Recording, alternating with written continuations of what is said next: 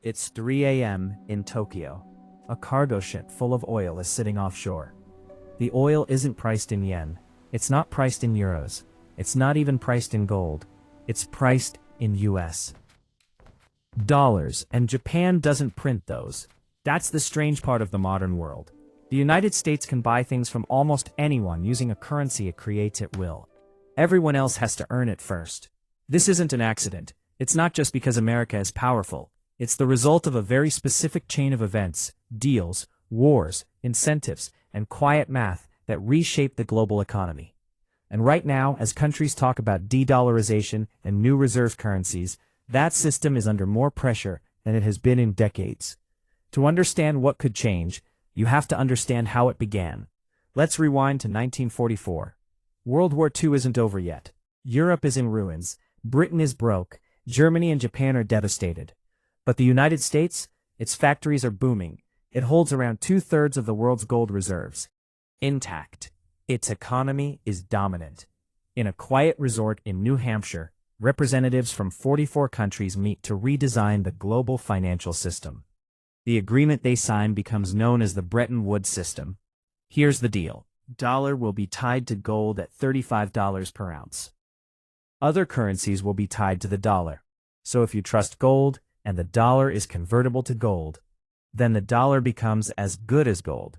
It's a clever structure. Countries don't need to ship gold around the world anymore. They can hold dollars instead. Trade becomes easier. The dollar becomes the center of gravity. But there's a catch. Only the United States can create dollars, and everyone else needs them. At first, this creates stability. Europe and Japan rebuild. Global trade explodes. Demand for dollars rises. But by the 1960s, something subtle changes. America is spending heavily on social programs at home and on the Vietnam War abroad.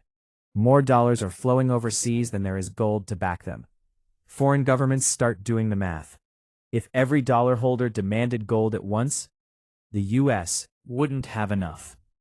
In 1971, President Richard Nixon makes a decision that shocks the world.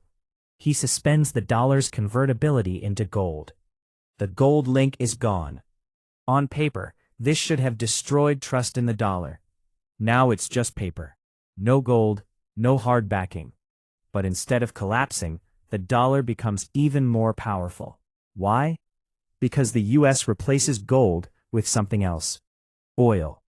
In the 1970s, the United States strikes a strategic understanding with Saudi Arabia, the largest oil exporter in OPEC. Oil will be priced exclusively in dollars. In return, the U.S. provides security and military support. Soon, most global oil trade is denominated in dollars. This changes everything. If you're Germany, Japan, India, Brazil, and you need oil, you need dollars. Not gold, not your local currency, dollars. So how do you get dollars? You export goods to the United States. Or you borrow in dollars. Or you earn them through global trade. The dollar becomes embedded in the plumbing of the world economy. And then the system compounds. Global banks begin lending in dollars. Corporations issue dollar-denominated debt. Commodities from copper to wheat are priced in dollars. Central banks hold dollars as reserves. Today, roughly 60% of global foreign exchange reserves are held in US dollars. Dollars. A large share of international trade is invoiced in dollars, even when the United States isn't involved. That's network effect on a planetary scale. The more people use it, the more useful it becomes. The more useful it becomes, the harder it is to replace. Now here's the uncomfortable math. Because the world needs dollars, the United States must supply them, and the main way it supplies them is by running trade deficits. In simple terms, America buys more from the world than it sells. Dollars flow out, goods flow in. For most countries, persistent trade deficits are dangerous. For the U.S., they are structural. Foreign countries accumulate those dollars. What do they do with them? They recycle them back into U.S. assets. Treasury bonds, stocks, real estate. That keeps U.S. borrowing costs lower than they otherwise would be. So the United States can spend more, borrow more, and run larger deficits without facing the same immediate consequences other countries would. This is sometimes called the exorbitant privilege. But privilege comes with pressure. Because if the world ever stops trusting the dollar, the feedback loop reverses. Demand falls, borrowing costs rise, deficits become harder to finance. And here's where the public narrative often diverges from reality. You'll hear that the dollar is dominant simply because the U.S. economy is big, or because the military is strong. Those things matter. But the deeper truth is about infrastructure and inertia. The dollar dominates because global contracts, debt markets, payment systems, and reserve portfolios are built around it. Replacing it isn't like switching brands of coffee.